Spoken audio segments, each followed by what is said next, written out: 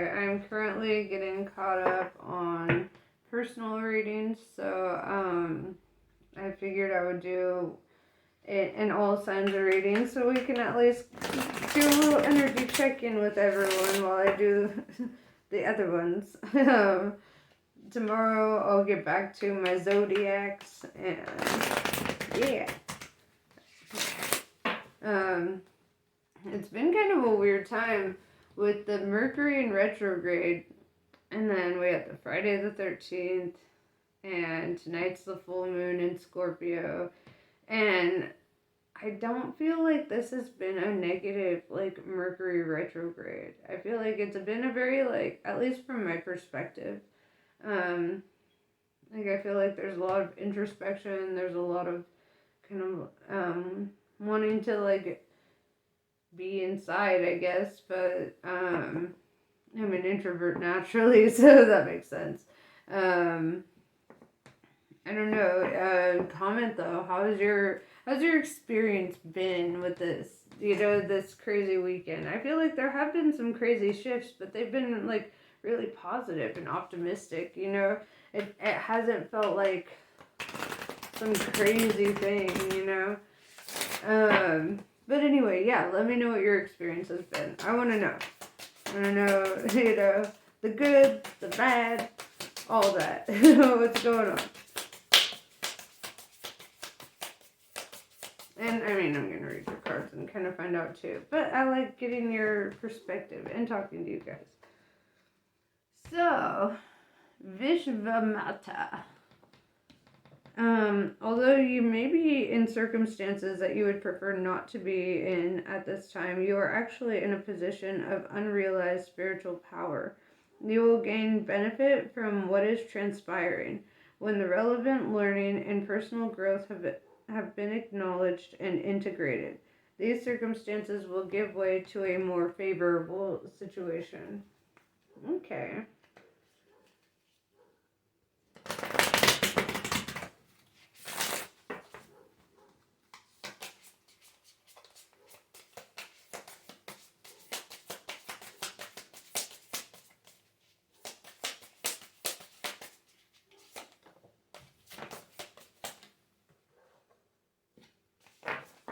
Kapali.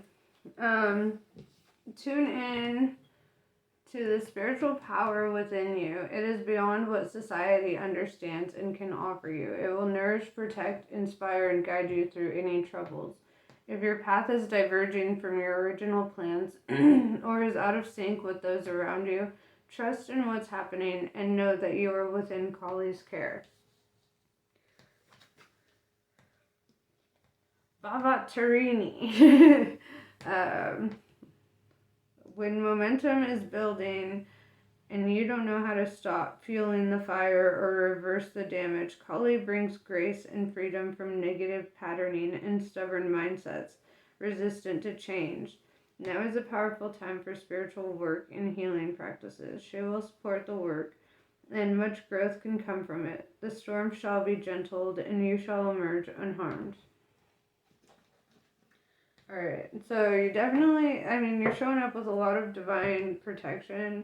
I do see you going through some challenges at this time, too. Challenges, they're kind of a good sign. I know people hate hearing that, and they're like, fuck. But it shows how highly the divine thinks of you, that you're worthy, or that you're able to take on a task that big, Like, it's kind of like letting you know, like, how highly they see you, that you can survive and handle something. That sometimes feels like a lot, So, let's see. Let's see what else.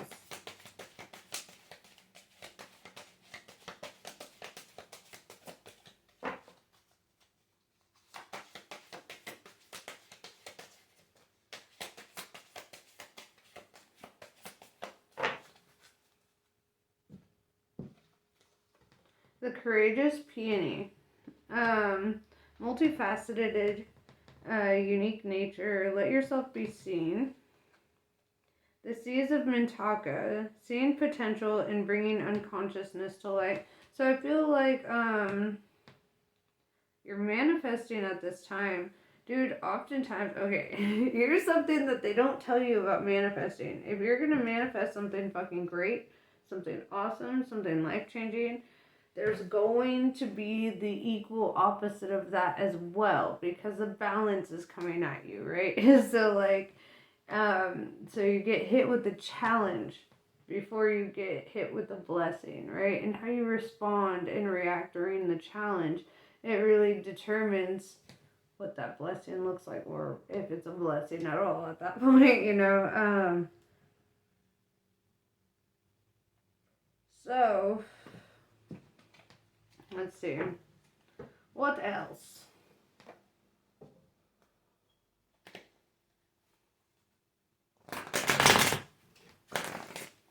What are you manifesting? Also, like, if you have, like, hidden talents or something, because I see you being very, with this saying, you know, that you're very unique and let yourself be seen. And I just feel like, don't be afraid to take the stage a little bit, you know? Don't be afraid to branch out and get more exposure on your natural talents, you know?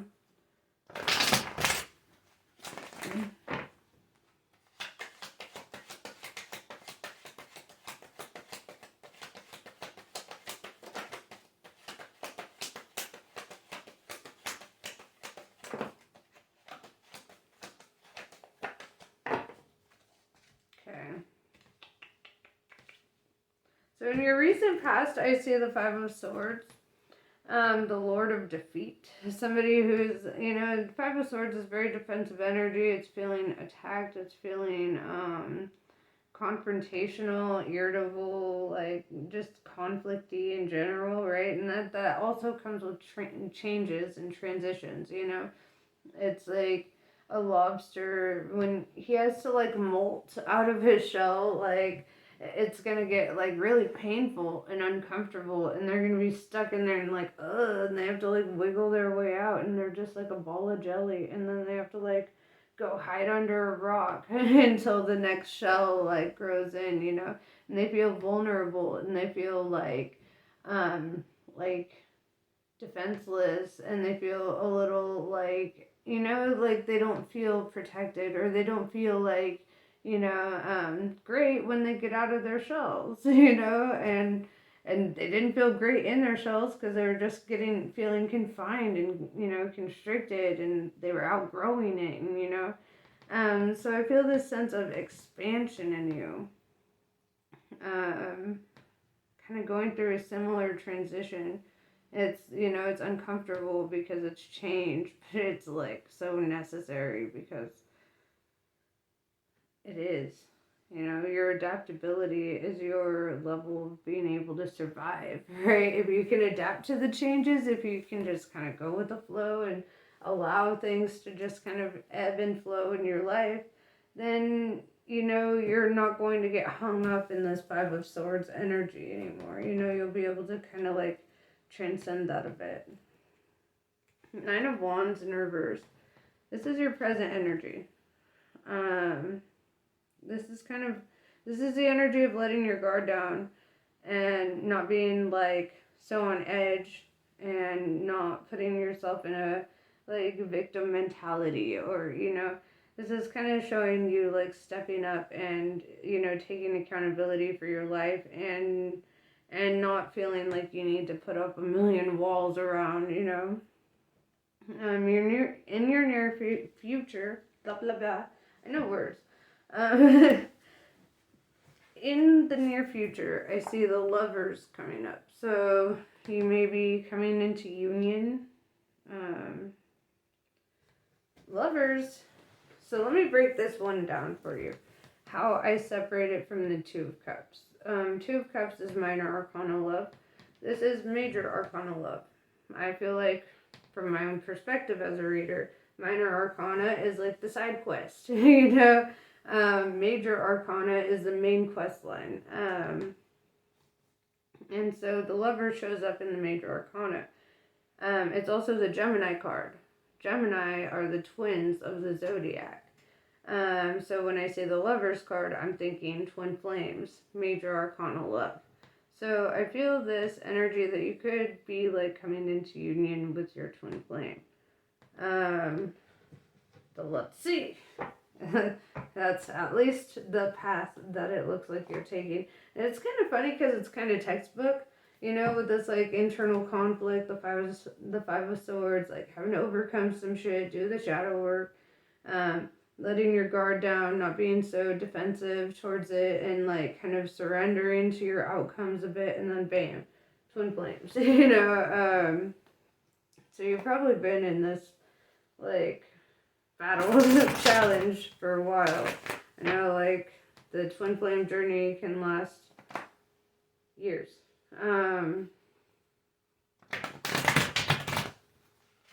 Lifetimes.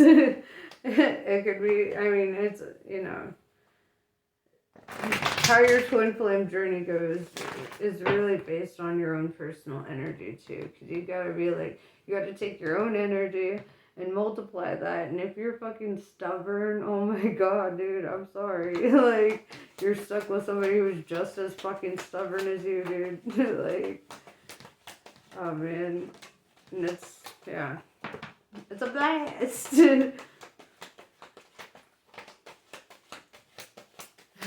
And if you're kind of a dick, guess what? They're gonna be kind of a dick too. I'm just saying. They're not what you want, they're what you need, bro. They are you. So yeah, the Empress in reverse. So this is clarifying your Five of Swords in your recent past. You were defensive because you weren't ready to take on that throne in your life. You didn't feel like you were just in that position at all. I feel like you may have been struggling with confidence or, you know, even leadership. Trying to like kind of figure all that stuff out for yourself. With the Nine of Wands in reverse, we have the Three of Swords, which is interesting because the Three of Swords is saying that your heart is broken.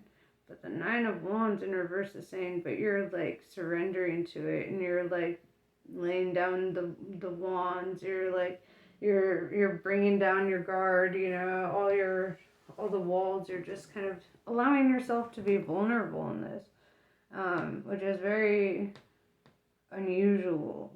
It's yeah. Clarifying the Lovers, we have the Knight of Swords in reverse. This is not somebody that you're going to be fighting with. I feel like that's been a concern of yours. Like you don't want like melodrama, you don't want that kind of shit. And I don't feel like it's something that's going to bring that in your life. I feel like there's just too much understanding between you. Queen of Wands in reverse. I feel like you still struggle to like speak your mind on a matter or talk about something. And with the High Priestess in reverse, it's like you keep yourself in denial and doubt. I really want to clarify this like Three of Swords and Nine of Wands in reverse, because this is like really interesting energy.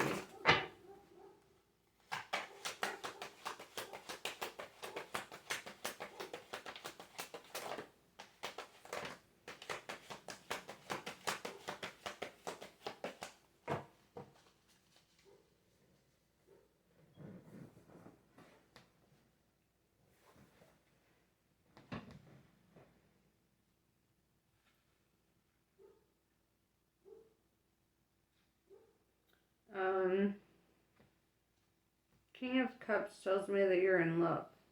And maybe this is a reality that you're struggling to face within yourself. Maybe this is like you try to put it off, you try to minimize it, you try to make it like it's nothing, but it's like everything to you actually.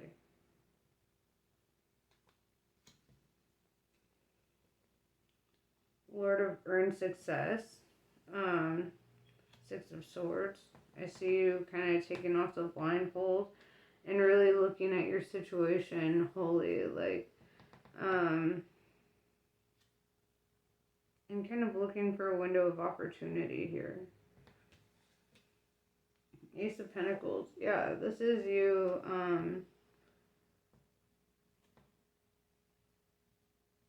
this is you taking a gift from the divine. Accepting something from the divine. And with all these flowers, you know, I kind of get this feeling that it's like, it goes back to the Lover's card, you know, like a love, accepting a love offer here. Because the Ace of Pentacles is showing up right underneath, and that's a new beginning, a new cycle, a new journey. The Death card in reverse, it's like you're in the resurrection of all that you've gone through in the past. It's like you're in this state of like transmuting pain into wisdom, and really I feel like you're ready, you know, versus like in your recent past where you weren't and there was all this internal conflict. And it's like, even with the Three of Swords, even with you feeling a little heartbroken or feeling like a sense of loss or something, like even in that, you're still allowing yourself to be vulnerable and actually like feel it out, you know, which I think is pretty dope. So let's see, what else?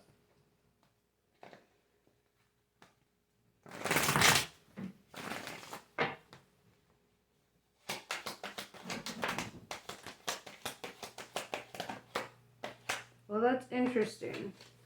I'm not even going to continue on yet. That's interesting as fuck, actually. We have the Two of Wands in the upright. And we have the Two of Swords in the reverse. And then we have the Four of Wands in the reverse. So, Two of Wands is like being at a crossroads. Two of Swords in reverse is like refusing to be at peace with any decision you made. With the Four of Wands in reverse, it's like you're dissatisfied with your own decision in this. It's almost like you disappointed yourself. That makes sense with the Three of Swords and the Knight of Wands in reverse. It's like, yeah, being heartbroken, but it's not like your defenses are up and like it was somebody else who did it. It's kind of like you did it to yourself. And I feel like you're taking accountability for that. For putting yourself in the Five of Swords. It's like you owe yourself an apology.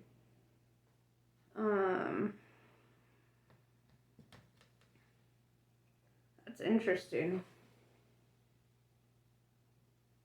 I think there's a lot of growth in this, you know, and I feel like it's this growth that ultimately led you to this, or will lead you to this Lover's card. You know, it's like you had to really take accountability for yourself in your situation, and kind of like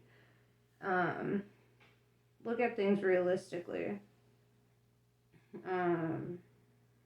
But it's like you're not at peace with yourself. And with this Two of Wands, this feeling at a crossroads, it's your own fucking crossroads. Get off the track. Like, it doesn't matter how, like, if you go forward, backwards, side to side, get off the fucking track. Right? The train is coming. Jesus. Don't be a fence sitter, dude. If you've already made up your mind in a situation, then you've made up your mind. If you haven't, then you haven't. But then you need to eventually get there where you have, because this fence sitting is just driving you crazy. Like, be decisive. Where do you stand? What do you feel? What is your reality? You know?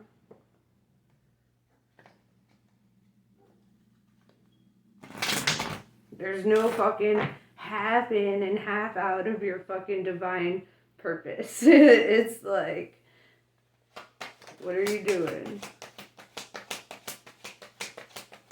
See, that's exactly what I fucking thought. That's exactly what you're doing. You choose. Nine of Cups. That's wish fulfillment. You finally choose for yourself to get off the tracks. It only takes a goddamn miracle. I'm proud of you. I do see that this is a hard fucking choice for you to make, though. Ultimately. It's almost like you got too comfortable in the war in your mind. You gotta get out of that. The battle is over. So, yeah, dude, let's see what these oracles gotta say for you.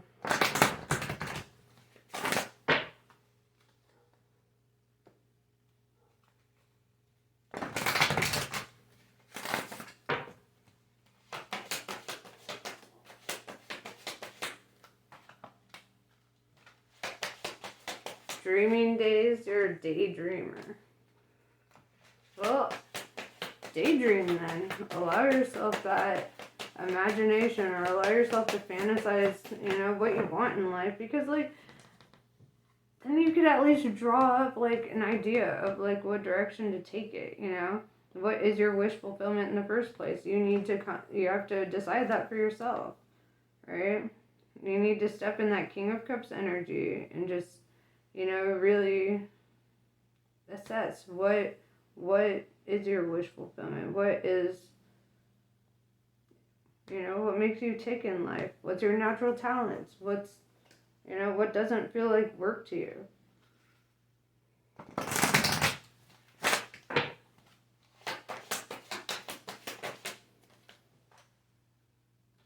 Taste before judging.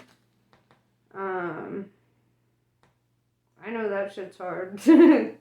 But, I feel also, give people a chance. You could be misjudging a lot of people by just allowing your opinion to be held above, any assessment you've actually made of the person and their character, Oftentimes, people go straight into things just judging, and they